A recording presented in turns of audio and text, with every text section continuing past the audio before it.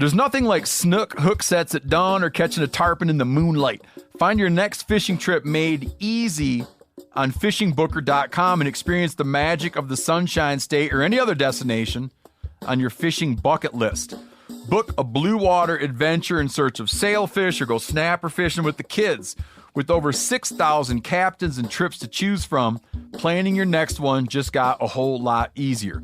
Download the Fishing Booker app on the Google Play or App Store, or visit them online at fishingbooker.com to book your trip today. I'm sure a lot of you guys remember the old ceremonial hunting tradition of eating the heart out of the first animal you kill. Meat from those organs are among the most nutrient-rich foods on the planet. You can get those same benefits your ancestors craved via convenient daily capsules from Heart and Soil. Find out more at heartandsoil.co. And remember, use code MeatEater for 10% off your purchase. Outdoor adventure won't wait for engine problems. Things like hard starts, rough performance, and lost fuel economy are often caused by fuel gum and varnish buildup. Seafoam can help your engine run better and last longer. You simply pour a can into your gas tank. Hunters and anglers rely on Seafoam to keep their engines running the way it should the entire season. So pick up a can of Seafoam today at your local auto parts store or visit seafoamworks.com to learn more. Welcome to the Wired to Hunt podcast, your guide to the whitetail woods. Presented by First Light, creating proven, versatile hunting apparel for the stand, saddle, or blind. First Light. Go farther, stay longer. And now, your host, Mark Kenyon. Welcome to the Wired to Hunt podcast. This week on the show, we are discussing the increasingly urgent need to start harvesting more does. And we'll be talking through strategies to specifically target and hunt antlerless deer.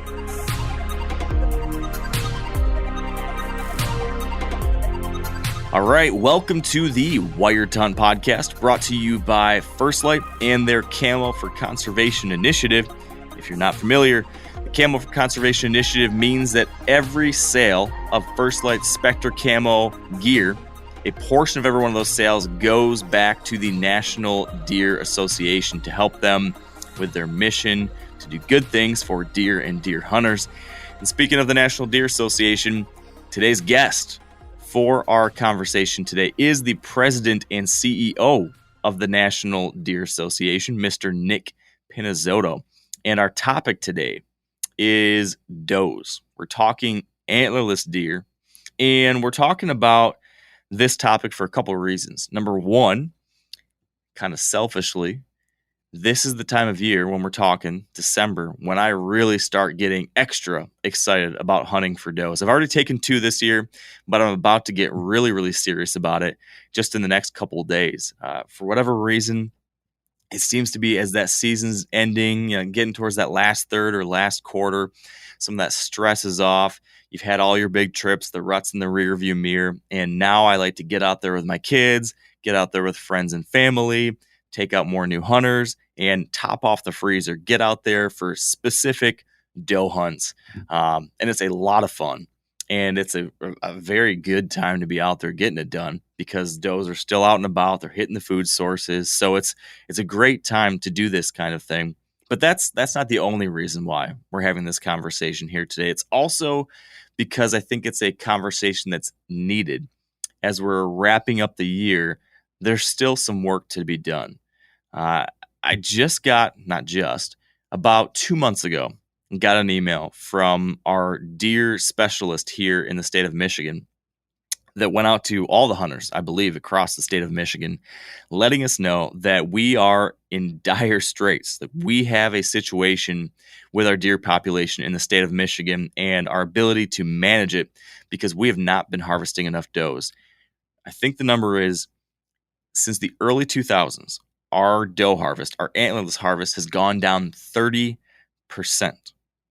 And this kind of trend is not unique to Michigan. The National Deer Association published their deer report earlier this year, and then again came out this fall with a pretty strongly worded article kind of raising the red flag on this. The fact that antlerless harvests continue to go down across many different states, across many different regions of the country.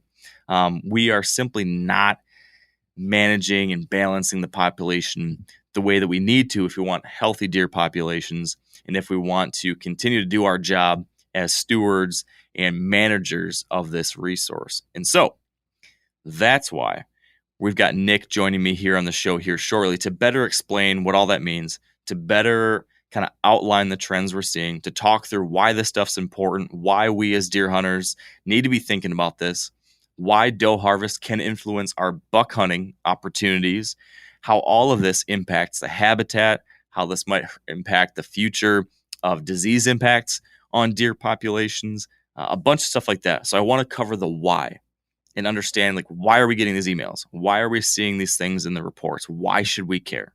And then number two, let's talk about how to do it, because I'm guilty of this here on the podcast. We talk a whole lot about how to kill mature bucks, how to target a specific buck, how to kill your first buck, how to do all this stuff, bucks. We don't do a good enough job talking about does. And there are some unique things when it comes to targeting does, when it comes to going out there on a hunt, specifically just trying to hunt antlerless deer. So that's what the second half of the show is going to be about. If you are listening to this in September, October, November, December, whatever it is, we are going to talk about how you can get out there and fill your antlerless tags with different ideas, tactics, strategies, how to fill the freezer with an antlerless tag. We'll get into all of that here today. So appreciate you listening. Why don't we just get to my guest, Mr. Nick Pinizzotto, and talk about some does.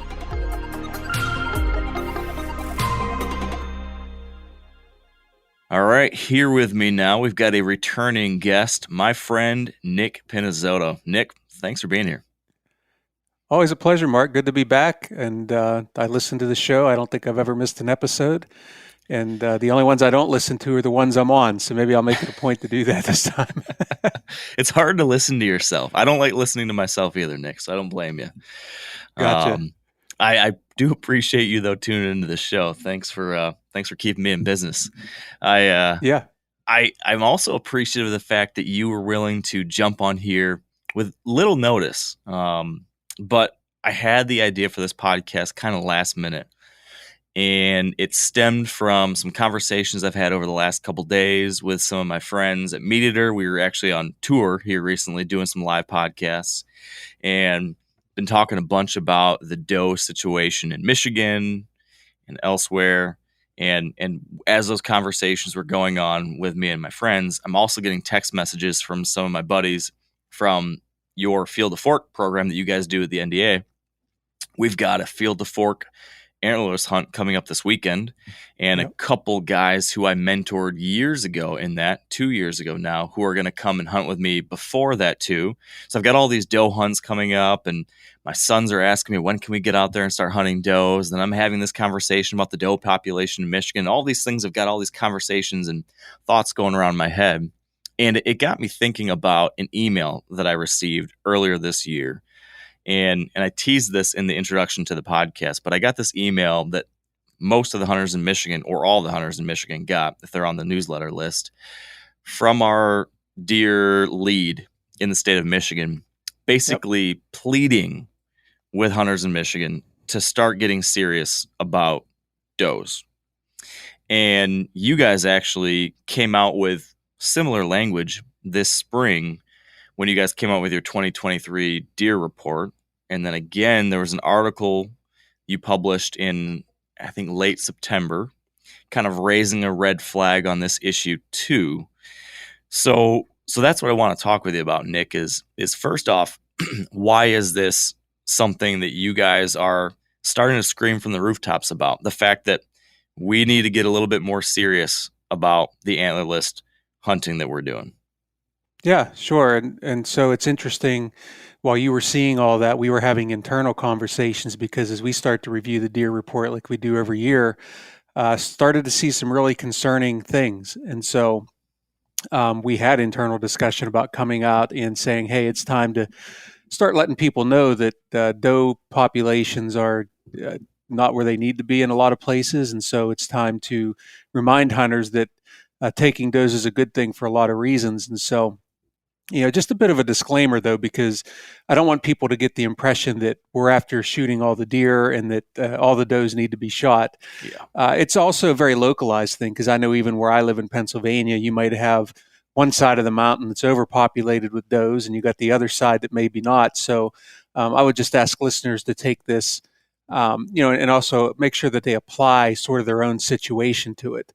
And I think the way we've and when I say we, like collectively, the work that you all do, the work that we do at NDA, I think we've educated hunters to the point where they can kind of recognize if there are too many deer out there. And so when you recognize that, also recognize that you are part of the solution to try to get those things back in control. So just as a little backdrop of where this was coming from when we were looking at it. Yeah. Great point. Can you highlight for me a few of the numbers or any of the trends that you've seen when you guys started looking at those reports last year or coming into this new year, that kind of got you guys to think like, hey, we do need to start addressing this even more than we have? Because you guys have been forever talking about responsibly managing the deer herd, trying to achieve some level of balance with habitat and ratio of bucks to does. But what are some of those numbers that gave you pause? Yeah, and that goes all the way back to 1988. I mean, we were one of the first ones to tell people to try to shoot more does, and we had to explain to them why, because it was a foreign concept to many. But we can maybe get into that in a bit. But some of the big numbers, Mark, and this is one of the biggest that stand out to me, and that is 24 out of the 37, what we would call sort of typical whitetail states, Midwestern to Eastern states, were down on their doe harvest from their 5-year average. And so we can see a blip from year to year. Maybe there are reasons for that. Everything ranging from bumper acorn crop to knot to EHD and other things. But the 5-year average is pretty important.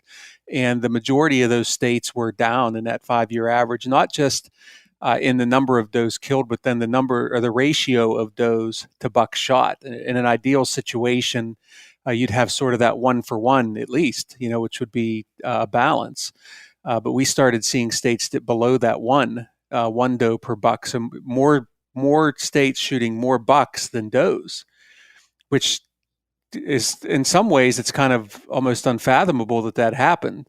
Mm-hmm. And so this trend started back in about 2015. So from 2015, with the exception of the COVID year of 2020, more states, or there were more bucks shot than does on average.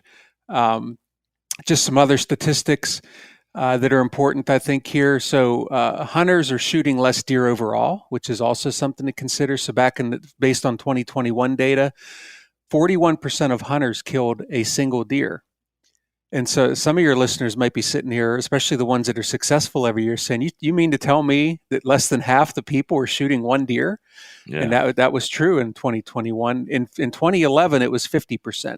So that's a 9% decrease. And then in 2019, 18% people killed more than one deer, only 18%. So less than 2 in 10 killed more than one deer. Yeah. So basically someone shoots fills their buck tag. The numbers show that the majority of them are then hanging up their bows and rifles or just not trying real hard to fill an antlerless tag. So I think those statistics would be pretty startling to most people. Yeah. Well, you mentioned about how, nationally, on average, we're starting to see more bucks killed than does in many states. In Michigan, we now can see real-time harvest reporting because we've got the mandatory harvest report. And I just checked the other day, and it's not subtle in Michigan now. It is dramatic. There have been about 150,000 bucks shot so far this year, and less than 90,000 does. So almost twice as many bucks have been shot as does so far this year. Yeah. I mean, that is a stark difference. And in that email I referenced earlier, our antlerless harvest is down on average, I believe, 30% over the last 20 years here in Michigan. So, pretty dramatic change of what's happening there. So if this is happening, right, we're seeing antlerless harvest go down across many states. I would assume then that is meaning that we're seeing deer populations go up. Is that, am I right? Have we seen any kind of, are we having that correlation as harvest goes down, populations go up, and then everything that follows? Is that the case? Yeah, absolutely. I mean, as we know, deer are pretty prolific. It's why when people have maybe a localized EHD outbreak, we remind them it's not the end of the world, that very quickly, within a year or two, that population will be replenished. And so if you think about those percentages of does, or, antlerless deer, not all state classifies them exactly as does, but let's assume most of those antlerless deer are does. It's inevitable that those populations are going to boom and become out of control. And so none of that's good. I mean, we have, as an organization, have strived from day one to talk about balanced herds, to talk about the importance of harvesting does when it comes to the overall health of that herd. We're reducing human deer conflict, which is something, as hunters, we're not as focused on that. But if you're a non-hunter, unfortunately, you're likely going to think mostly of a deer as something you're going to hit with your car, or that you're going to have to chase out of your flower bed. And those things go up. Disease issues. I mean, unfortunately, my colleague Lindsay Thomas wrote an excellent article on the importance of deer harvest earlier this year, and he picked out the 3 states that were of the biggest concern. And unfortunately for you, Mark, your home state there in Michigan was number one, a 24% drop in the number of antlerless deer. I think that was from 2021 to 2022, or maybe the following year. And so the ratio of about 0.75 does per buckshot. So that speaks to the numbers you talked about. And then you have Wisconsin, a 14% drop from 2020-2021 season, and they are 6% below their 5-year average. And we're talking about states, and particularly Wisconsin, chronic wasting disease issues. Kentucky was third on the list, 11% down, and just this past week, they announced that they had found CWD in Kentucky now. Yeah, I saw that. And so, that's a huge concern. CWD, habitat loss, habitat destruction, human deer conflict, none of that's good for deer. Yeah. And we were both at this summit this summer, Nick, related to a whole bunch of different parties coming together talking about chronic wasting disease and various solutions and ways to approach dealing with it in the future. And one of the most important things that everybody could agree on was the single most important thing we need to do is just better manage the population, right? Kill another doe. I think that was one of the simple takeaways we came out of that whole discussion with. Let's just all get one more doe this year. And that's a pretty simple way to help make a positive difference on a really serious issue, right? Yeah, it really is. We tried to keep the messaging as simple as possible. People can certainly understand that, hey, if you have tags, go ahead and please put forth the effort to do that. But as you recall, we also talked about some of the reasons why people weren't filling those tags. And there are some real issues there too. So part of it is that some simply are just, and their focus is, I want to fill that buck tag, and my focus is getting that buck, and I don't want to shoot that doe if I see it because my buck might be right behind her. And so they pass on it. So it's past opportunities. But more tangible issues would be, maybe I don't personally have the freezer space for one, or maybe the processor that I used to use no longer processes deer or is out of business. And so now I have a struggle with dealing with it. So we're also trying to look at maybe removing some of those barriers from people that aren't killing the number of deer that maybe they used to, making it easier to donate your deer, for example. I mean, I can tell you, I only keep 2 deer per year, but I will shoot more than that. And so I've got, luckily, I've got a processor nearby that will take deer for donation, but then I also have a personal list of people who want a deer. And so I try to fill that list as a way to help keep me out in the field. And also, I just enjoy being out there. I mean, I love hunting. I hold on to antlerless tags for the winter season just to ensure that I'm still going to have a chance to go out and hunt if I want to. And so my situation, though, is not the same as everybody else's. And I think what we're seeing is somebody goes out, and even if they don't kill their buck, maybe they're just burned out because, going day after day is a lot of hard work. Oh, yeah. There's a burden on people's time. And so they're just not getting out there and doing it. So you mentioned the disease issue. If deer populations get out of control, the density leads to disease transmitting more frequently, more easily, right? Yep. You mentioned the increased vehicle collisions and the risk that poses to lots of folks around the country. Can you expand a little bit on the habitat side of things and kind of the long-term implications that has on, deer and deer hunting, years down the line too? Because that's something that I think is easy to overlook, especially if you live and hunt in an agricultural area where you think there's food everywhere. But that's an issue all over the place, isn't it? It sure is. I mean, so there is the agricultural part of it. We'll tackle that first. We all may look at these big ag fields and say, wow, that's great. The deer have all this food. But when the farmer comes along and makes a harvest, corn, soybeans, or whatever, they notice it because they measure those things. It's not like they just say, well, it seemed like we had a full truck this year. I mean, they literally measure by the bushel what their yields are. And if those yields go down, then all of a sudden their tolerance for deer is going to be down as well. And so more of those deer end up getting shot because of crop destruction issues, not by hunters. And it just creates a very difficult situation economically and also opportunity-wise for hunting. But then there's the other side of it. There's the forest management part of it. So not everybody is blessed to be able to have their own forest that they can manage and know when to cut trees and create early successional habitat. A lot of our giant public lands are like this. And so one of the reasons that public lands may be unfavorable in terms of good hunting spots is because the forest, there's no regeneration, because there are so many deer that they come in and they basically mow everything new that's down. So you don't get any good edge habitat, you don't get any early successional habitat, and therefore the hunting suffers. But these deer are still out there, or they're spreading out into these suburban areas where they really shouldn't be. And so there's also an economic loss when it comes to that, and obviously an opportunity loss as well. I mean, I live in a town, I live in, hunting central Western Pennsylvania, but I can still see, if I get up early enough, I can see a deer walking down the street, and I live in town. And I also see movements to, we have a green space here, a couple hundred acres that a lot of people hike and enjoy right next to the town. And it's got way too many deer, and the forest is a mess. And they start talking about things like contraception and other things that are not ideal. Yeah. And so those are the types of things that overpopulation cause that aren't necessarily just related to disease, but are very important. Okay. Now here's another one. If we were to be selfish a little bit and just think about the things that a lot of deer hunters default to, I'm guilty of this sometimes myself. I can get the big buck blinders on sometimes, and I'm just like so focused on like shooting that one target buck or seeing a bigger deer or seeing an older deer, right? We get excited about that kind of stuff, and that's okay to get excited about that kind of stuff.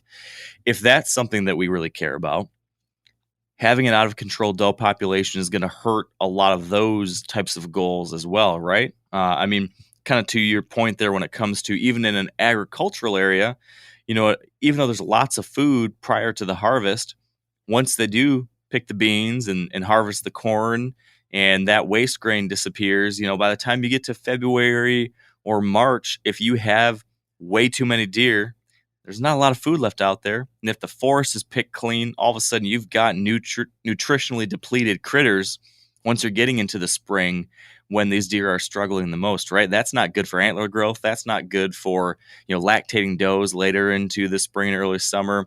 There's a lot of downsides when it comes to that side of things as well, right? Yeah, I mean, you're hitting on really sort of the key concepts of herd health, which when you go all the way back to when the National Deer Association, previously known as the Quality Deer Management Association, was started, it got the reputation for being an organization that just cared about big bucks. And I think people miss the point. Okay. Nicer racked deer is a symptom of quality herd and habitat management. Yeah. So you can enjoy opportunities at better deer if all population is in control and the herd is more balanced and the habitat is balanced. And so we still very much care about all those things and are very core to our mission. But we try to talk about them a little bit differently so that people don't misconstrue what we're about. And so to your point, and it's hard sometimes to just explain generally how seeing less deer is actually better for you as a hunter. Yeah. And so it's very subtle. You mentioned things like different times a year and not having that food available. So for every, pound less that a young buck is able to eat throughout those winter months, and the harder it is on him, you will see that impact on that deer's antler growth later, because the first thing that a deer's body does is it takes care of its body. And then from there, the antler growth and so on is going to be largely dependent on how healthy that deer came through the winter and spring. Yeah. Same thing with lactating does. Let's say that you have a doe that had dropped 2 fawns and she's trying to feed 2 fawns throughout the spring, but her nutrition isn't good. And now you've got these 2, let's say one of those is a button buck, okay? And now he is, maybe he's born later to begin with, and then he's not getting the type of nutrition he needs as a yearling deer. And now he struggles his entire life to catch up from that. And so it's not even just a 1-year thing. Right. A lean year can actually lead to multiple years of being lean and not reaching full potential. So I know that we all want to see deer when we hunt. It's not fun when you go out and you sit in the freezing cold and you maybe don't see anything. But that's part of the deal if you really care about the overall herd health. And really, if you want to see bigger, better bucks, which a lot of us do, doe management is a critical part of that. Yeah.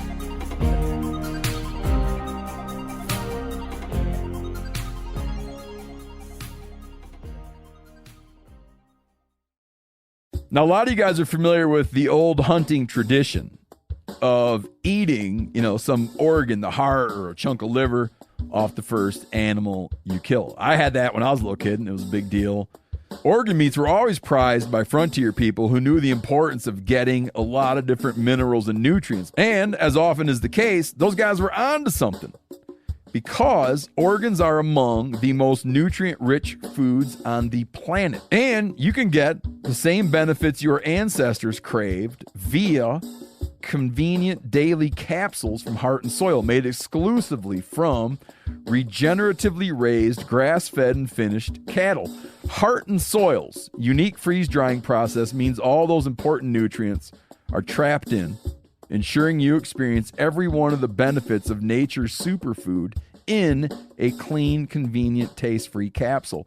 Find out more at heartandsoil.co. And make sure to use code MeatEater for 10% off your purchase. That's heartandsoil.co. Use the code MeatEater.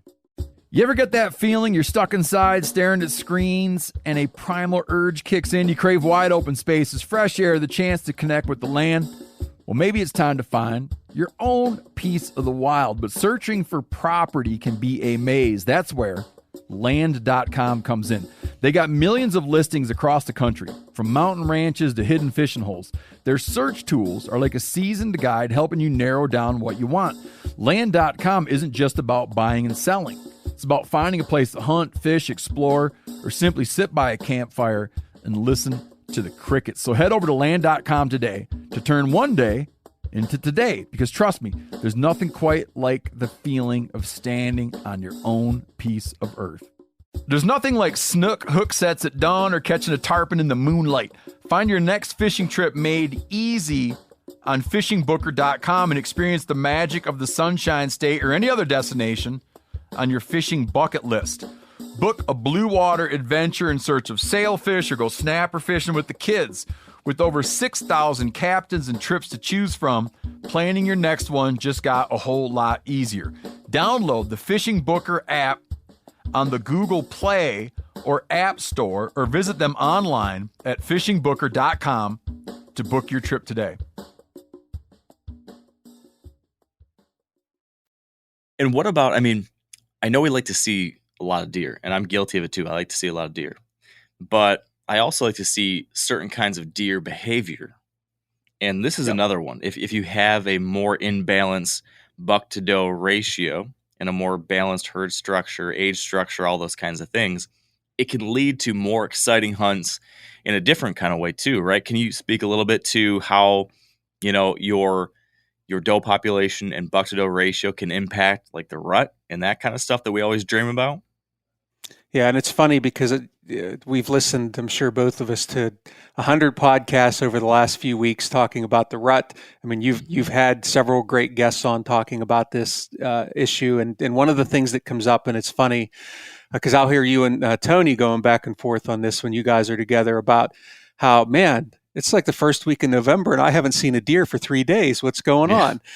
And so the reality of that is if let's put this into a human perspective, right? If you're a young man or young woman out trying to meet a partner and you're in a town that's got 100,000 people in it, you ain't going to have to go far. Right. But if you're in a small town, you're probably going to, with fewer people, you're probably going to have to go further to meet that person. Mm-hmm. And that's the same thing with deer. I mean, if there's a good mature buck, let's say you've got him, even if your property is a small one, let's say you have a 100-acre property and you've got a mature buck that you're after and you've been passing does all along because you just keep thinking he's going to show up one of these days. Well, he doesn't have to go far to find those does. He's going to find the first one. He's going to have her in the area that he wants her. And then he's going to be able to easily find the next one. And he doesn't have to really go far. He's not really challenged a whole lot, as opposed to if your doe herd is in balance or at least close. I mean, 1-to-1 is pretty difficult to achieve in most cases, but even 2-to-1, he's going to have to do a little, put a little effort forth to go find that doe, as opposed to just pretty much staying close to his feed and staying close to his bed and being able to accomplish that breeding. He doesn't want to, especially a mature deer, does not want to expend all the extra energy if he doesn't have to. He doesn't want to get into fights and brawls with other bucks if he doesn't have to. But you as a hunter, if you're sitting there, man, that can make for a long, boring road, sitting there during the rut, not seeing any deer. That's likely the biggest cause of it, as opposed to multiple bucks moving across the landscape. You're going to see more chasing. You're going to see more cruising. If you're seeing that, you're seeing more sign laid down. Things are probably in pretty good order in terms of your buck to doe ratio in those areas. Yeah. In the few places that I've been able to hunt like that, you're also seeing, bucks doing buck things like vocalizing and getting really, aggressive with each other. You're seeing bucks actually fighting, and you're seeing, snort wheezing and just cool stuff. Like when I've been to Iowa and some of these locations like that, it's just so different than where I'm in Michigan. And a lot of it has to do with some herd structure, things like that. I mean, here where I live, this general area is very much like the first situation you described, where there's so many does that every buck is set. He doesn't have to work hard at all because he gets done, and he's got another 6, 7, 10 does within 10 acres to pick from, and then he's off to the next one, and 10 minutes later he can likely be finding another. And it can make for some slow days when the bucks don't need to work hard, the hunter does.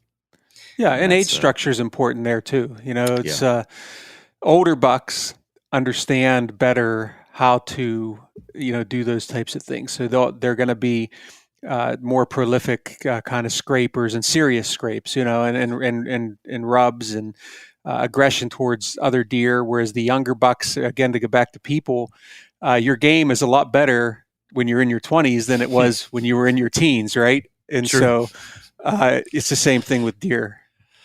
Now, I'm not sure about if I had to re-enter the game in my 30s. I might have lost it. So, well, then you're just that big old mature buck, right? And yes. You hope that you've established your dominance in a way that the does just come to you. But yeah, I think at this point I'm that really old, lazy, dumb, deaf buck that's missing an eye and kind of limps along, lays in his bed a lot. That might be where I am. So I gotcha. I can relate. Yeah, thankfully my wife is still sticking by me. Yeah. So here's this thing, when it comes to the whole doe thing, and you mentioned this early on, there's always exceptions to what we're talking about here, right? Like there are some places where we need to be more aggressive with doe harvest, like we're talking about here. But then there's other spots where that's not the case, right? I mean, up in northern Michigan, in a lot of places that I hunt around my deer camp up there, it still seems like it's pretty darn low deer populations. I know there's concerns up in northern Minnesota, northern Wisconsin, places like that. Where someone up there listening to this might be fuming and saying, what are you guys talking about? We never see deer. It's horrible, etc. Can you give me some semblance of idea of how you guys recommend a hunter figure out, do I need to be getting more aggressive or do I not? Is it simply just an eyeball test? Like, what do you feel? Or should we be getting serious about a deer census? Can we get a hold of our state biologist and just ask, like, what's like the actual steps we should take to figure out that? Yeah, and so there is anecdotal evidence, and then there's science that you can use. And everybody's situation is different. If you're someone that's you hunt public land and you're unable to go in and do an actual deer trail camera survey, which if you go to the National Deer Association website, type in trail camera survey, we'll show you the science of how you can do that. Take you step by step in the calculations, and you'll know how many deer per square mile that you have. For a lot of people, though, that's not going to be realistic. So I think part of it's a visual test or knowing at least your local herd. So I know I actually own some land. It's not a huge piece of land, but I can tell you that I am on top of understanding what deer are living there. Okay, so through trail cameras, through looking at my habitat, through my own harvest data, I'm pretty confident on most of the deer living there, especially the bucks, but even the doe family groups that when I see them, I can pretty much recognize who they are and have some idea of where they come from. And so I can tell you that during the first day of our firearm season this year, I saw 22 deer that day. Now, when I'm out there hunting archery season, which is what I do mostly, a pretty average or decent night for me is I'm going to see 4, maybe 6 deer. And so there's a difference between the deer that are living on me for the most of the year and the deer that I may have recruited because of pressure in firearm season or whatever. But the point in saying that is when I went out with the firearm, I didn't intend to shoot a doe. My focus was I would do some more of that in the winter archery season. But when I saw 22 deer on opening day, regardless of whether they were directly living on me or I recruited them from nearby, I decided the next day, the first nice big adult doe that comes in, I'm shooting that deer because, man, that's concerning to me. As much as it was exciting to see that many deer, yeah, I knew in my mind, and I own land in a CWD management zone. You know what? I need to do my part here, and I need to shoot a deer. And so I did. I shot the deer and I donated it to a friend of mine. So some of it will be anecdotal. If you just feel like you're seeing what seems like too many deer, you're getting a lot of them on your trail camera, that's probably a signal to you to go ahead and start filling more of those doe tags. And so, there's the science and there's the anecdotal. So to your point, a lot of folks just probably aren't going to go and do a scientific trail cam survey of their population. Yep. Is there any kind of like rough back of the napkin kind of estimate? And I know there's no good answer to this as I'm posing this question to you because it's all going to be habitat dependent too. But I can imagine there's going to be some people listening thinking, how many deer is too many deer? Right? I mean, let's just say you hunt a 100-acre piece of ground. Let's just, to make it simple, it's kind of mixed habitat, some kind of agriculture, some kind of cover. That probably applies to a whole lot of hunters across the country. Some kind of mix like that. 100 acres. Is there any kind of rough number that we can throw out there and say, like, hey, this is way too many, this is probably right? Or is it just so situationally dependent it's not even worth tossing numbers out? Yeah, so as you know, I work with a lot of wildlife biologists, right? And they're always going to start their answer with, well, it depends.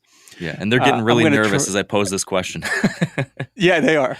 No, they sometimes, they rarely let me out to actually talk to anybody in the public because they're afraid I'll mess up. But no, I mean, so, it doesn't have to be a deer trail camera survey. There are other things you can do. You can do pellet counts. There's some vegetation surveys you can do. But in terms of, hey, is there just sort of like a general number that, is for example, is 15 deer per square mile? Is that the right number? Is 30 deer per square mile? It does depend. But when I think about like the area that you live in, Mark, which I have been to, and I understand kind of what you're looking at there, it actually is very similar to the area that I live and hunt in.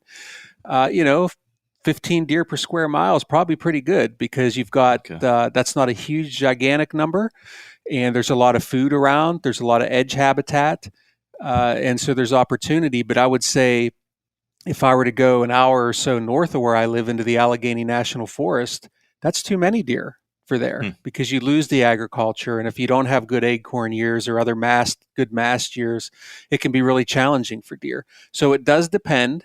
But if you're talking about sort of that very traditional mix of hardwoods with some agriculture, but not the hard Midwest where you're thinking Iowa and Kansas and gigantic ag fields. I've always in my mind kind of thought of that as just a general rule of thumb. 15 is pretty good. You might be able to hold a few more, but I'd rather have a few less but bigger, healthier deer than to try to get to that 30 number or even beyond that, because that's when you start running into issues. Yeah. I don't know how to get the real number, but I bet around here it's got to be more like 50 to 100 deer per square mile where I'm at. I mean, it's not out of the question to see 20 to 35 to 20 to 40 deer in an evening sit, on those like banger nights where the conditions are right and the corn just came down or something. I mean, I've had a lot of nights like that over the years. And it's hard to make a dent in that, when you've got a little bit of ground here and there you can hunt. And I feel like, I feel like I'm trying to be a part of the solution, but it almost seems like to make any kind of real dent, it's like you need to take 10, 15, 20 does, something like that. And that's a lot for any one single person to do. How do you think about like the numbers, Nick? Like in a situation like I'm in, like I've got, a couple permission pieces in a square mile area, and I'm one guy. And I am inviting friends and new hunters and stuff to come out and do that kind of stuff. But how do you figure like how many does I should be taking? Is it just like as many as you possibly can? Or is there a way to be a little more scientific about it? Yep. So obviously the first thing is going to be how many tags does your state allow you? I mean, that's another challenge I hear from people. Well, I'm only allowed to have one antlerless tag. Well, that's probably a bigger issue to be taken up with your state management agency. But I think in most cases nowadays, it's pretty generous, especially in the Northeast and even up in the areas you live, upper Midwest. I know when I buy my license in Delaware, I get 4 antlerless tags right off the bat with that license. So I think that's good. My general advice would be get as many tags as you can get. And then from there, you're going to sort of play it by what you see, right? So I can get, I think, up to 6 tags now where I live. This year I didn't buy 6. I think I bought 4. And so I'm still holding on to a couple of those. And I'm going to let what I've seen this year help dictate that. Not scientific, but I'm familiar enough with my area that I'm pretty comfortable with that. And I know now, based on what I've seen, I've already filled that 1 extra tag. I know I want to go out in the winter season and fill at least 1 more antlerless tag and try to encourage other people in the area to do the same thing. One thing too, I want to caution people, because you'd brought up what you might see right now. It's also a little trickier in winter, because if you happen to live near one of these big ag fields that was cut down, you might be recruiting deer into there from miles away. And that's why when we do our trail camera surveys that are the scientific evaluation, those happen in August when you're dealing with your local herd that lives on you for most of the year, and not those unique situations where you might be drawing deer in from a large distance. So that's another reason, by the way, to fill your doe tags early if you're focused on local management, because you are taking a deer that is a resident or nearby resident of the place you're hunting. That all changes once you have gun seasons, moving deer around, and deer get into sort of their winter habits or finding where that food is. And so you might be shooting a deer now that lived 3 miles away for most of the year. Right. Yeah. So that brings up a good kind of segue to actually doing the thing.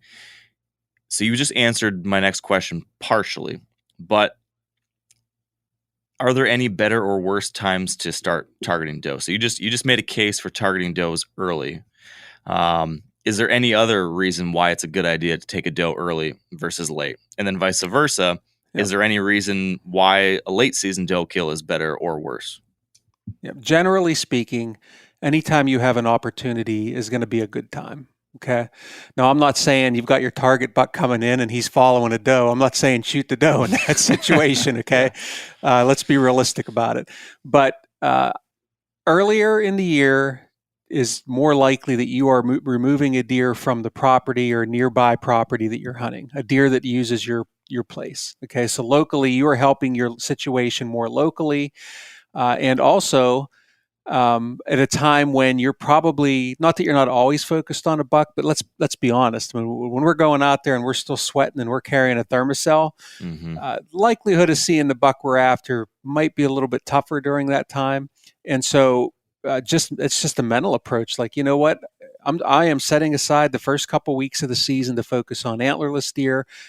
Don't get me wrong. If I see a buck that I'd like to shoot, I'm going to shoot it.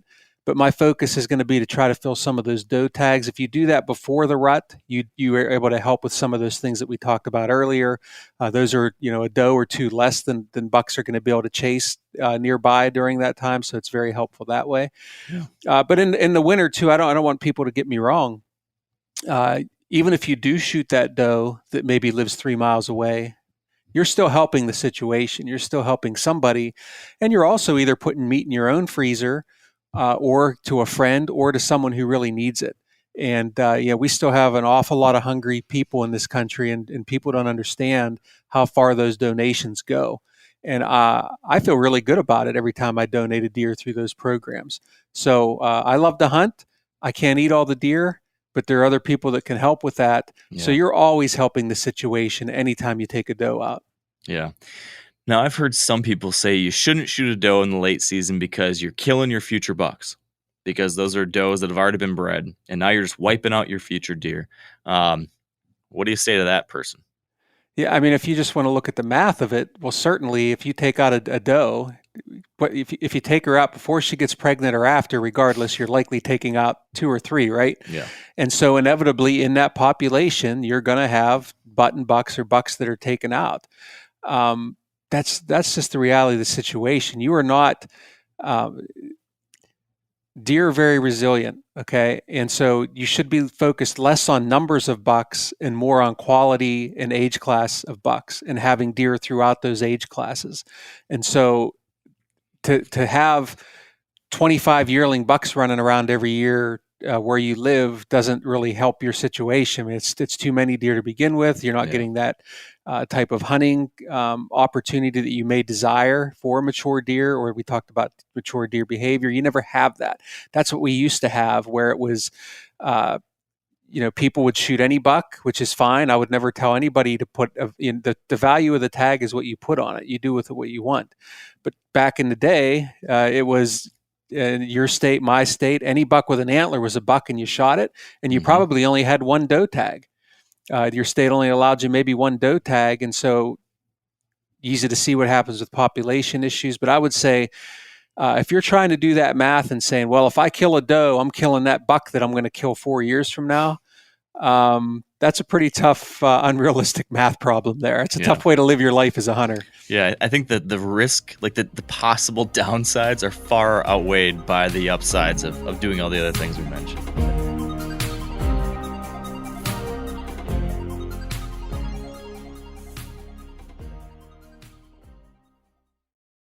Now, a lot of you guys are familiar with the old hunting tradition of eating, some organ, the heart or a chunk of liver, off the first animal you kill. I had that when I was a little kid, and it was a big deal.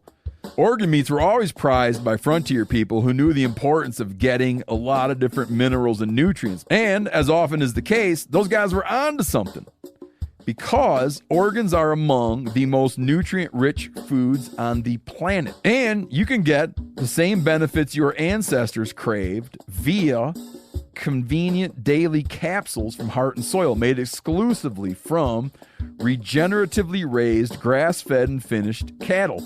Heart and Soil's unique freeze-drying process means all those important nutrients are trapped in, ensuring you experience every one of the benefits of nature's superfood in a clean, convenient, taste-free capsule. Find out more at heartandsoil.co. And make sure to use code MeatEater for 10% off your purchase. That's heartandsoil.co. Use the code MeatEater. You ever get that feeling you're stuck inside staring at screens and a primal urge kicks in? You crave wide open spaces, fresh air, the chance to connect with the land? Well, maybe it's time to find your own piece of the wild, but searching for property can be a maze. That's where Land.com comes in. They got millions of listings across the country, from mountain ranches to hidden fishing holes. Their search tools are like a seasoned guide helping you narrow down what you want. Land.com isn't just about buying and selling. It's about finding a place to hunt, fish, explore, or simply sit by a campfire and listen to the crickets. So head over to Land.com today to turn one day into today, because trust me, there's nothing quite like the feeling of standing on your own piece of earth. There's nothing like snook hook sets at dawn or catching a tarpon in the moonlight. Find your next fishing trip made easy on fishingbooker.com and experience the magic of the Sunshine State or any other destination on your fishing bucket list. Book a blue water adventure in search of sailfish or go snapper fishing with the kids. With over 6,000 captains and trips to choose from, planning your next one just got a whole lot easier.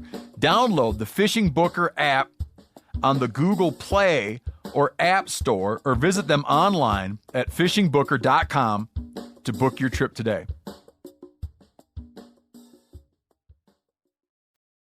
Now, you did lay out one scenario that I have worried about, especially during that November timeframe, or even early December when there's that second rut possibility.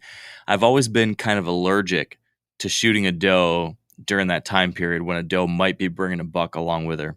But I actually did it for the first time this year. I shot a doe during the rut this year with apprehension, but I was like, I'm going to do it because I'd actually, as listeners of the podcast know, I hit a buck I'd been after all year in the shoulder at the end of October. And so when November rolled around, I was like, I need to get some confidence back. I need to have a great shot on a doe. And I just wanted to just feel good about something again. So I was like, I'm going to take this doe. It was November. I don't know. I can't remember. Somewhere in that first week or 10 days of November, somewhere in that ballpark. Yep. And took a shot, got her, and immediately was like worried though. Oh man, is there going to be a buck that's going to come through here and smell that doe and then go off, follow her back into the woods that way, or what's going to happen? Or did I spook something? I was thinking about all those things, but I said, forget it. I just got to get a doe here. But what's your take on that, Nick, as far as shooting a doe during the rut, the risk of that in any kind of way impacting the rest of your hunt that day or anything? Is that all overblown and we're just, getting worked up about nothing? Yeah.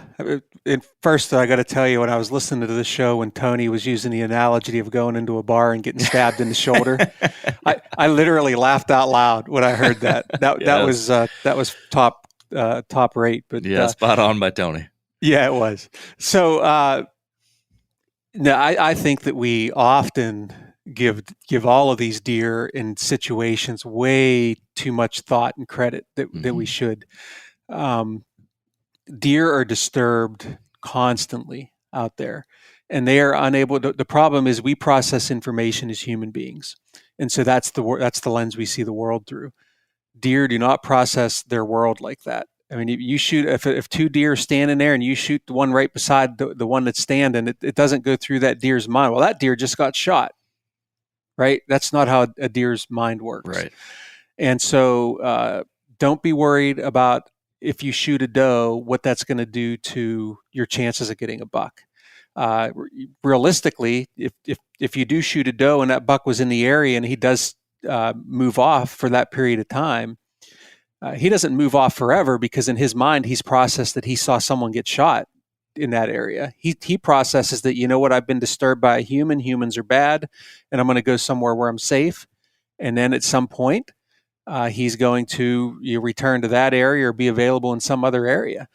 And I just hear and see so many things about even mature bucks. Well, they're just different deer. And so this is an interesting challenge I'd put out to people. Everyone's running trail cameras, right? Pick out a couple bucks, just random ones, even yearlings, and then see how many times you actually see those deer during a hunting season. You might not see any of them in the daylight.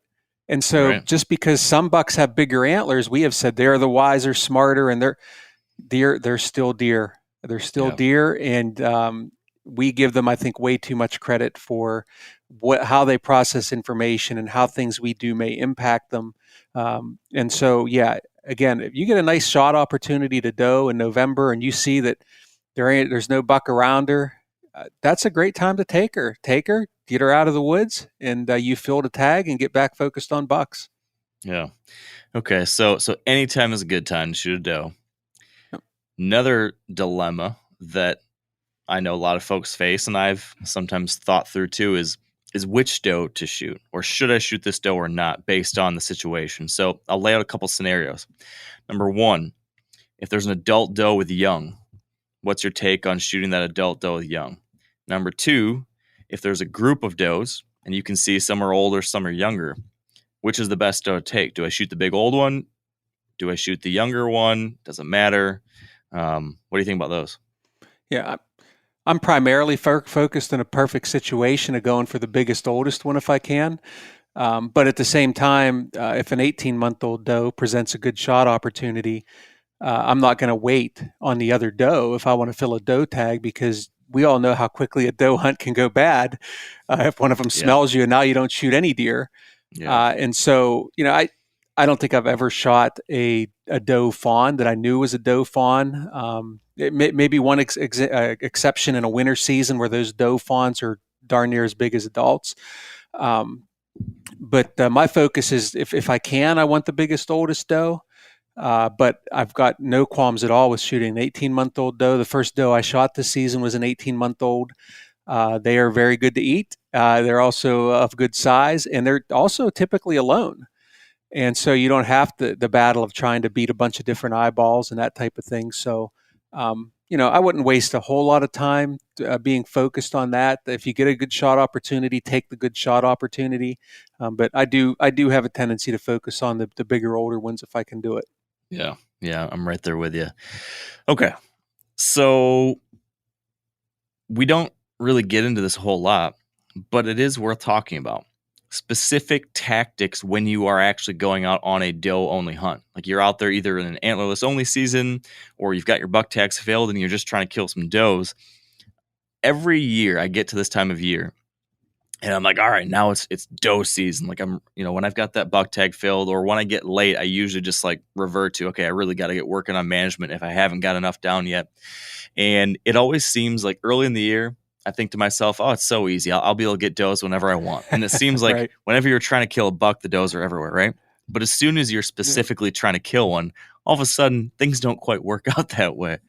So does your approach to hunting does, does it change at all throughout the season? Or would you say that the general tactics to try to kill an antlerless deer, apply in September just as much as they apply in December? Yep. They certainly change by the season. Early season is another reason to try to shoot them early, is because you're getting in there before they've been bothered and disturbed a whole lot. Maybe when they enter your shooting area or your food plot early season, they're not nearly as in tune as they will be the next time they come out there and the time after that. So there's that factor. And then in that winter season too, one of the things I've found is, unless you have one of those dynamic food sources that's drawing deer in from everywhere, those deer that you were seeing in August are kind of moved back into those same areas again. And so you're dealing, sometimes with those deer that live on your property most of the time and know it best. So I'm still certainly focused on food in the winter season. That is very much the driver during that time of year. But I would say, what happens is, Mark, guys that are scouting, they're mostly scouting bucks. And so just think about going through trail cameras. How many people listening to this flip through their pictures and they just and they see doe and it's like delete, and they put no stock into what they're looking at. I think you had Steve Bartilla on a while back, and he was talking about this. He's always so entertaining, but he was talking about this to the point, and I was nodding my head saying, that's right. We don't really look at those pictures to know, hey, this doe group's been has been on this trail like every day for the past week. And so when I'm deciding on my spots to go hunt that deer, I really should be looking at that data. And so I think that's the biggest part of it, is be willing to scout and understand what your does are doing. And you're going to be a much better doe hunter because of that. You don't just throw that out the window and say, well, there's always does out there. I always see does, but how many do you actually see, especially if you're bow hunting? How many do you see within range that you could have shot? Right. That's a completely different question. Yeah. Yeah, very true. So it does really come back down to some of those staples of deer hunting. We're just, you can discount. I'm not worried about rubs now. I'm not worried about scrapes now, but tracks and droppings and trails and sign of feeding, all that kind of stuff all of a sudden becomes really important. And I guess the nice thing, one of the reasons I love doe hunting so much is that you typically have a much more target rich environment, or target, like your pool of possible targets has all of a sudden gone up dramatically. And so, any sign is usually a good sign in that kind of case, right? So yeah, get a little more work with. Yeah, good old fashioned woodsmanship. I can tell you, where I hunt in Delaware with my friend Ron Hawes there, we don't really do it with cameras at all. It's all based on reading the leaf litter, fresh trails, fresh tracks. We can see clearly areas that have had a lot of activity, and we get downwind of those trails and set up. I mean, I just say trails and something popped into my mind. That's something else. Heavy trails for does, they're the ones making those trails. It's not your mature bucks, right? And so trails are very good sign to get yourself on does. Get the wind in your face, get within range of that trail, and you're going to likely have an opportunity. Okay. As we're listening right now, as we're talking, let's say there's someone listening right now, it's December, and they hear all this and they say, all right, I gotta do my part. I want to take another doe. Can you just name for me a handful of different ideas? I know we just talked about scouting for sign or scouting for locations, but if you just had to start throwing some food sources out there or some types of habitat to look for at this time of year to have some late season success on some does, what kind of stuff might we be thinking about? Yep. The obvious ones are if you happen to live in an agricultural area and there's that there's still some waste grain available, that type of thing. You're seeing a lot of deer there, I'm sure, right now. That's the easy one. But let's say you don't have that. So within the woods, a more wooded setting, where is that edge habitat, or where is there some early successional? And when I say that, not everyone might understand what I'm saying there. So younger age classes of vegetation growing up among some of the older age classes. So your shrubs, young trees, deer are really moving heavily toward browse. And so you may be walking by a couple down trees that you never looked at. Well, stop for a second and look at those. Look at the ends. Are the deer nipping the buds off of young shrubs, or are they working those browse areas? Those are just as good as food plots. Frankly, a tactic. You want to see a bunch of deer if you happen to own the land. Get out with your chainsaw and knock down a couple trees, and then set up on those, because that's instant food plot. Yeah. I mean, I have seen deer. It's almost like they can hear the chainsaw, and it's like a dinner bell. Where you cut a tree down, and in less than a few hours they're in there and they're feeding on those fresh ends. So that's a great opportunity. Any leftover acorns, if you can find them, can be a gold mine. Typically at this time of year, you're looking at your red oaks that maybe have been not eaten up early in the year when the whites were preferred. So if you can find some acorns, a late dropping soft mast. Some species of crabapple trees don't drop their apples until well into the winter. I mean, those, if you can find those, are a gold mine. If you've got some snow on the ground, the deer are going to lead you to where they are. So really, it does get back to, there's trail camera data, but then there's also boot leather data where you can get out and find these areas. But you're going to find the deer near the food and the cover, certainly this time of year. So one of the things that a lot of folks talk about when we're targeting a mature buck in the late season is, not always, but usually folks prefer evening hunts in the late season, and usually the same case in the early season too, right? And there's a lot of talk about mornings, being harder to pull off, at least without spooking deer, without deer figuring you out, just because accessing these places while deer are on their feet can be harder. So there are scenarios where you can do it for sure, but on average, more difficult.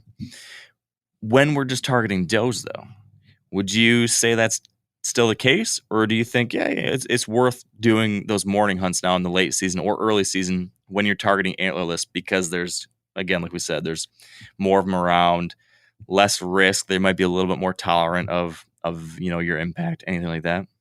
Yeah.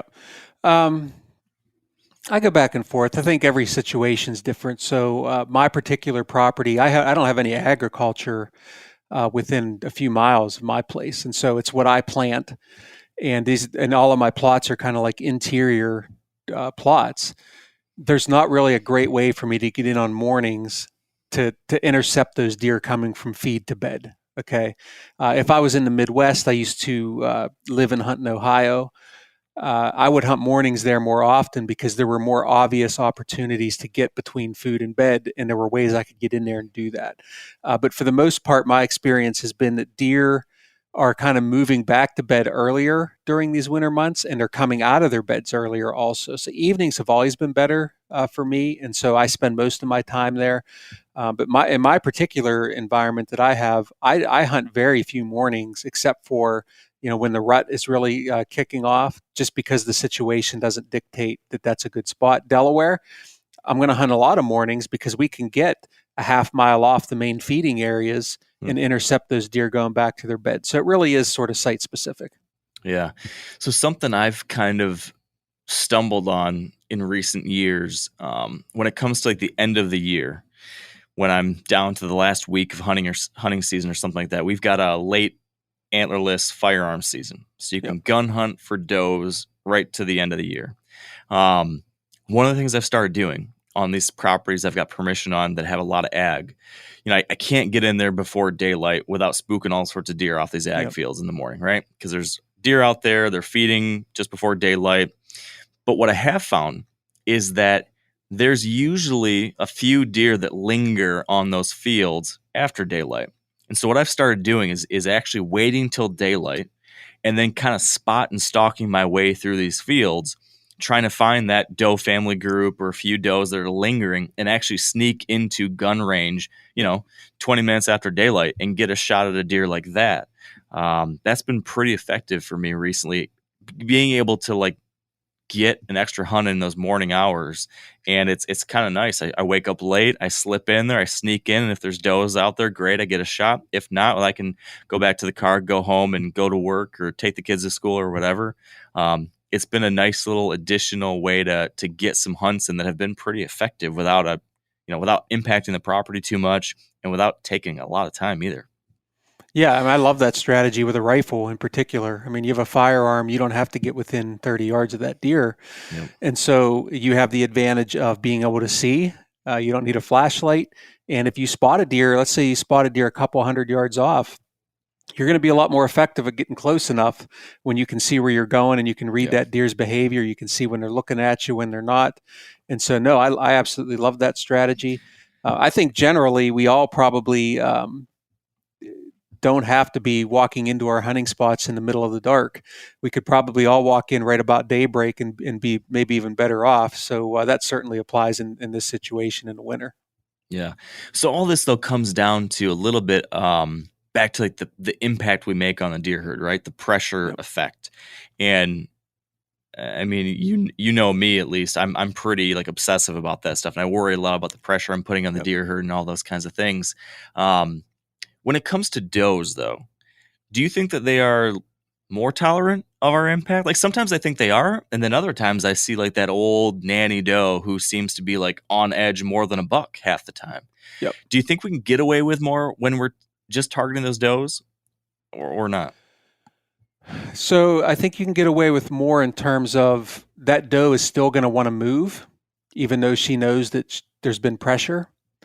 But you got a different kind of deer moving at this point, okay? You've got a doe that's willing to move, but she has not taken many steps without wind checking, looking at all the likely spots where she's probably seen you before, checking the ground in case somebody's walked through there. That doe that you're trying to shoot right now is not the same animal that you were trying to shoot back in September, October. Yeah. And so it's hard to get close to them. There's one particular doe that I've been after, and the only reason I know it's the same deer is because she's got she's piebald. It's not it's sort of subtle, but she's got a lot of additional white on her. And that's ever since the day I said that, this year I would like to shoot that deer because she's older. She's been there since I bought the place. It has been impossible to get anywhere near that deer because she's old, she's smart, Yeah. And she's not the same deer that she was at the beginning of the season when I didn't want to shoot her. So, man, we need to do a podcast all about target does. How to get your one target doe for the year. Yeah, it's that hard. Would be something. Yeah, I've seen that deer, again, going back to the buck example, we try to say mature bucks or they're just so smart and you can't see them. Well, that doe I've only seen on the hoof twice this entire season. Yeah. Deer. Yeah. So. Yeah, they are. I think one of the reasons why it feels like maybe you can get away with a little bit more with does, maybe not that you can get away with any individual doe, but it's just that in most cases there just are more of them. Yes. So there might be like that one mature buck.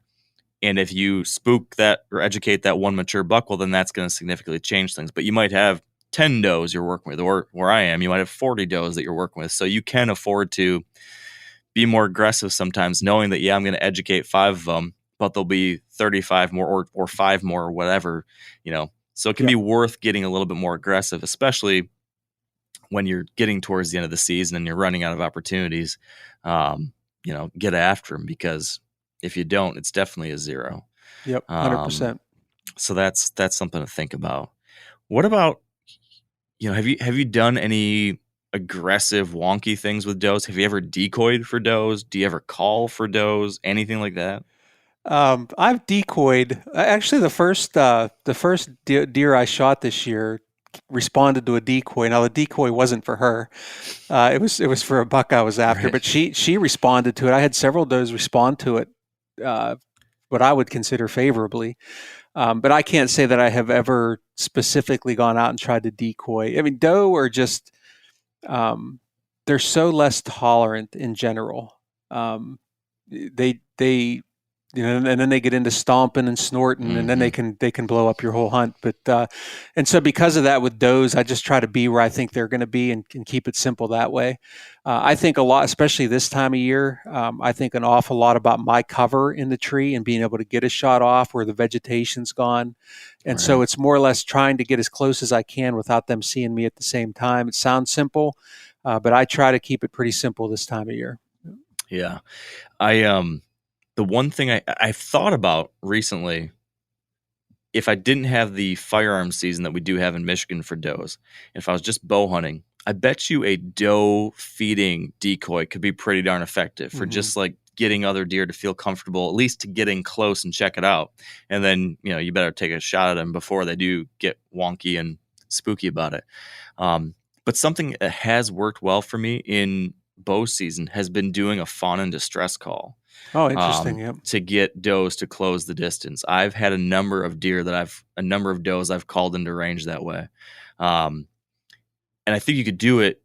I'm sure you could do it during firearm season. You just wouldn't need them to close as much distance. But the one risk in bow season is that you bring in a deer that's very on edge. So like I can get does to run in to me. Like they will run to you, but that doe is like on pins and needles. And so a few years ago I did this and I had a doe in range, but she jumped the string big time. Yeah. But I think, if you've got a doe out there at 150 yards or something, and you've got a 350 or a shotgun or something, and you're thinking, man, I sure would like it if she was within 100. I wish she was closer. Man, that's a pretty good tactic. You can get her to close the distance to 70 or 60, and she's not going to jump a bullet. That might be a thing to consider if you want to get a closer shot. And, it's not hard to make that kind of sound and to get a doe curious enough to come in and check it out. Yeah, calling in the winter has worked well for me for bucks anyway, especially grunt calls, which for most of the year I never have much success with them at all. But I've had over the years a lot of success on bucks in the winter. And so, I just think at that time, deer are kind of like they're herding up a little bit more. They're kind of trying to find each other, and they are going to be curious. Maybe in that doe distress, maybe that doe had lost her fawn during the gun season. Somebody shot it, and she hears that, wants to respond to it. I'm thinking back to an old VHS, like back in the '80s. You might not even have been born yet, but it's like an old Roger Raglan video where they were doing this. Doe in distress, and these does were like running in, and it was blowing my mind. Of course, I've never really done it since then, but I can certainly understand where it would work for you. Yeah, I mean, I've seen something similar, so it's something to think about. So, kind of along those lines, are there any other ideas, tactics, best practices that we should be thinking about when we're going out there, either for the rest of this season, trying to fill a few more doe tags, or next year when we get started early? Anything else to help us be more effective managing that doe population? Yeah. I mean, I really think, Mark, as much as people are always looking for sort of that sexy new tactic or the silver bullet, there is never any substitute for effort. And so it's scouting, it's taking the time to look through all of your camera photos and ask yourself what they're telling you. It's going out and reading what's going on the ground, being aware of your surroundings, and hunting deer really kind of the old-fashioned way, minus the technology. That will always get you, I think, closer to deer than just, I'm just trying to kill a doe. Well, yeah. Maybe you should track during a year how many you might have seen, 6 or 8 deer in a night. How many of those could you actually have shot with a bow in particular? Right. That number is not as big as you probably think it is. Yeah, very true. It is no small feat to kill any deer with a bow. No. And to kill any deer with any kind of weapon is still an accomplishment. And I'm always reminded that this time of year when I'm trying to get a crack at an antlerless, and they make me feel like a fool time and time again. So, yep. Would you say, Nick, that the motto that we came out of that summit this summer, which was one more doe, is that still the motto we should carry with us this next 2, 3, 4 weeks as we wrap up the season? Is that a good idea for most folks? Now, there are exceptions. So look at your region, look at your area. But for those of us in high deer density areas, is that something that would be worth encouraging everyone to try to get just one more doe at least this year? Yeah, absolutely. Because we try not to look so much at year-to-year data as much as trends. And so I don't like to look at that trend going back to 2015, where now all of a sudden we're shooting more bucks than we are does. Okay. Let's go back and look at those trends where we talked more about shooting does and the importance of it, and how hunters responded to that, and how we did eventually get to the point where we shot more does than bucks in that harvest. Let's get back to that. And then let's maintain it. Like, even on our end, we can't get lazy and say and not talk about the importance of shooting does as much as we should. Yeah. We probably shouldn't. If we get to the point where we have a meeting and say, hey, we really need to talk about shooting does again, then we've probably missed opportunities along the way to talk about it. And it's not anything you do intentional, but it's not always the sexy headline, right? Like, oh, there's that headline about shooting more does again. Yeah. But if you put it out there and people see it, it does make an impact, and I think we all need to be committed to talking about that. Yeah, and I think along those lines, and I'm guilty of this as much as anyone, it's so easy to get really excited about and to celebrate, getting a crack at a buck, right? Yeah. I've posted a photo of every buck I've shot this year. I've not posted a photo of every doe I've shot. I've not maybe celebrated it externally as much, and I should do better at that. So I'm going to try to do a better job of fully celebrating every one of these deer. I certainly appreciate them all, but maybe I'm not talking about it as much, and that might be a missed opportunity to showcase, how much we appreciate these critters and that food and the meals and the experience and all of that. So I'm going to make a little personal goal to share every one of the does that I will hopefully be putting a tag on here before the end of the season and celebrating those fully. And I'd encourage everybody else listening too, if you're able to get out there and get another doe or a few more does, celebrate them, share it, tag me in your doe photo on Instagram. I'd love to see it. I'd love to give you a virtual high five, and hopefully we can all, where appropriate, make a positive difference with these deer herds and get some great food along the way. So, Nick, anything else you want to add before we wrap it up? No, and I appreciate you saying that. I mean, you're someone that has a lot of influence, and so people watch what you're doing, and I think that certainly will go a long way. And I take pictures of every antlerless deer I shoot. I post the pictures of all of them. I did a little rant on one of them from this year in the gun season, saying I try to fill my doe tags, and I don't have the influence you do, but I know even if 10 people see that and a couple more people shoot a doe because of it, then it was worth it. So yeah, I think that's wonderful advice, and looking forward to seeing those doe pics. One last question for you, Nick. Yep. Where can folks go to learn more about the National Deer Association? Where can they become members, get involved, all that good stuff?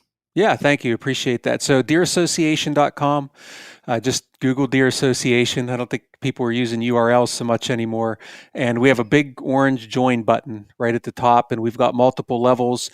I always point people to our, so we have 3 levels. We have our life membership, which typically are with us for a long time to get to that level. But we have a premium membership, which is where I want to point people to, because right now we're still running, it's like $35 and you get discounts at a whole bunch of really great partners of ours on gear. You're going to burn that $35 up really quick. But then we also have a no cost level where all we need from you is your address, your email address, and you can try us out for free for a while and learn more about what we do, and then maybe you'll jump on that premium level. So thank you for that opportunity, Mark. Appreciate it. Yeah. Well, hey, thank you for what you guys do. For a long time now, I've followed the work of the QDMA and now the NDA. I followed it closely. I've appreciated it. I've benefited from it. I've learned so much from the things you put out there. And I'm thankful for the work you're doing. So thank you, Nick. Thanks to everyone on the crew. And yeah, I should become a life member. I'm not a life member. I keep on re-upping individually every year. And I guess I just need to bite the bullet and get on there so I don't need to remind myself every year to resubmit. So I'll be heading to the deerassociation.com. You get a rifle now. Life members are getting a bolt action rifle in either 6.5 Creedmoor or 308. So there's never better than when I became a life member. I got a cheap set of luggage, so I'd much rather had the rifle. All right, my timing's good. Yeah. Well, thank you, Nick. Appreciate it. Thank you, Mark. All right, and that's going to do it for us today. Thanks for joining me. Appreciate you tuning in and being a part of this community. I actually just wrapped up 2 nights on the Meat Eater Live podcast tour. Got to meet a bunch of you, got to hear your stories, and it just reminded me of why I do this. It's so much fun to get to see the impact we're making, to hear from you, to hear how your hunts are going and they're improving and you're having great experiences out there in the field. And it just really brought a big smile to my face. And I'm just excited to keep it going. More and more episodes to come. There's more season yet for many of us. So get out there, enjoy these final weeks or months of the season. Have fun. And until next time, stay wired to hunt.